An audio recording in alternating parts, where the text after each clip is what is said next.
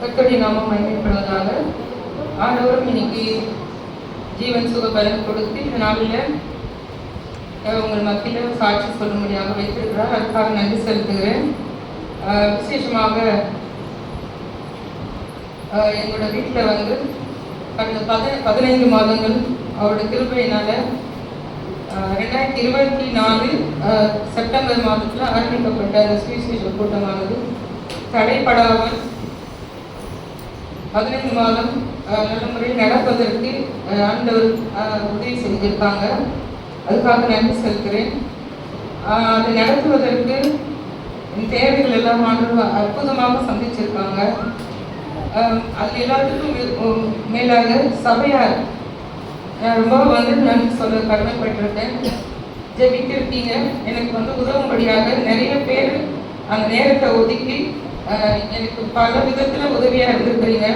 இந்த வேளையில் உங்களை கர்த்தருடைய நாமத்தில் நான் உங்களை அதிகமாக உங்களுக்கு நான் நன்றி செலுத்துகிறேன். அது மாத்திரமல்ல, இந்த வருஷத்தில் இந்த ஊழியத்தில் ஒரு வருடம் முடிந்த பிறகு ஒரு ஆத்மா கூட இல்லைன்ற ஒரு பாரம் அதிகமாக இருந்து கொண்டே இருக்குது.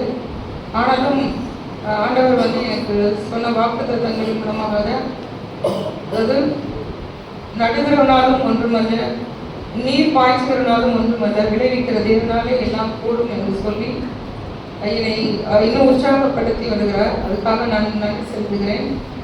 இந்த ஊழியம்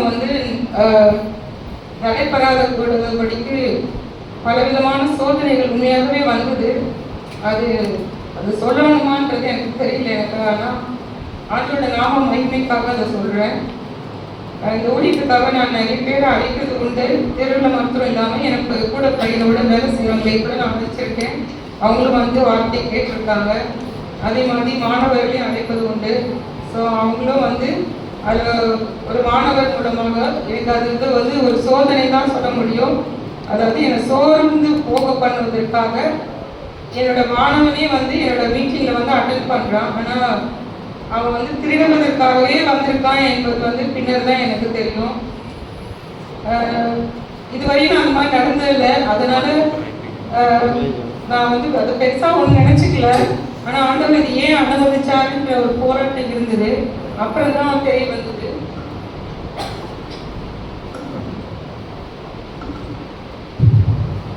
அப்படிதான் தெரிய வந்தது. இது என்னை சோர்ந்து போக பண்ணதுக்காக பிசாசுடைய தந்திரம் என்பது.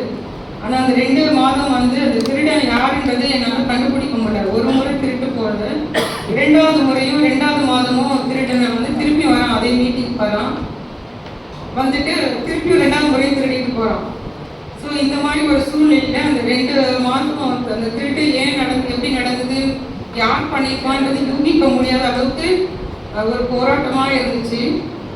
இரவு வேளையில் நான் அடுத்த கூட்டம், அதாவது பிப்ரவரி ஒரு திருட்டு, மார்ச் ஒரு திருட்டு, ஏப்ரல் மந்த்துக்குள்ளாரே நான் இந்த சுவிசேஷ கூட்டத்துக்கு முன்னாடி அவருடைய நான் விடுதலையோடு அந்த சுவிசேஷ கூட்டத்தை தடையில்லாமல் நடத்தணும். எனக்கு அந்த திருடு போன பொருள் கிடைக்கலாம் கூட பரவாயில்ல, எனக்கு அது யார் பண்ணினாங்கிறது மட்டும் எனக்கு வெளிப்படுத்தினேன். நான் அப்படிதான் ஜெபிக்க, உண்மையாகவே நான் அப்படிதான் ஜெபித்தேன். அதுக்கு ஏற்ற மாதிரி ஆண்டவர் கரெக்டாக யாரையும் என்பதையும் வெளிப்படுத்தினாங்க. அதுலேயும் ஆண்டவர் அந்த ஞானத்தை கொடுத்தாங்க. உண்மையாகவே ஒரு புத்தீனமான வேலையாக இருந்தாலும் பிசாசு ஒரு ட்ராப் மாதிரி என்னை அலக்களிக்கிறதுக்காக அவர் செஞ்ச ஒரு தந்திரமான காரியமாக தான் நான் நினைக்கிறேன். ஆனாலும் அது நஷ்டமும் என்று நம்ம பார்க்குறதும் கூட அந்த இடத்துல ஞானமாக ஹேண்டில் பண்ணுவதற்கு ஆண்டவர் ஞானத்தை பொறுமையும் கொடுத்தாங்க. எல்லாத்துக்கும் மேலாக அவனை மன்னிப்பதற்கு ஆண்டவர் எப்படி எனக்கு அது மன்னிக்கிற ஒரு இதை கொடுத்தாரு எனக்கு தெரியல. அதை மேற்கொண்டு தொடர்ந்து கூட்டத்தை உற்சாகம் நடத்துவதற்கு ஆண்டவர் கிருபை கொடுத்து வந்திருக்கார். அதுக்கு எல்லாம் உங்களுடைய விளையாட பெற்ற ஜெபம் தான் காரணம். அதுக்காக நன்றி செலுத்துகிறேன். தொடர்ந்து அந்த பகுதியில் நடந்து வருகிற இந்த சுவிசேஷ கூட்டத்தின் மூலமாக ஆத்துமாக்கள் கிடைப்பதற்காக நீங்கள் ஜெபித்துக் கொள்ளுங்கள். உதவி செய்த எல்லாருக்கும் குறிப்பாக ஊழியருக்கும் நன்றி செலுத்துகிறேன். கர்த்தர் தான் இந்த சாட்சியை ஆசீர்வதிப்பார்கள்.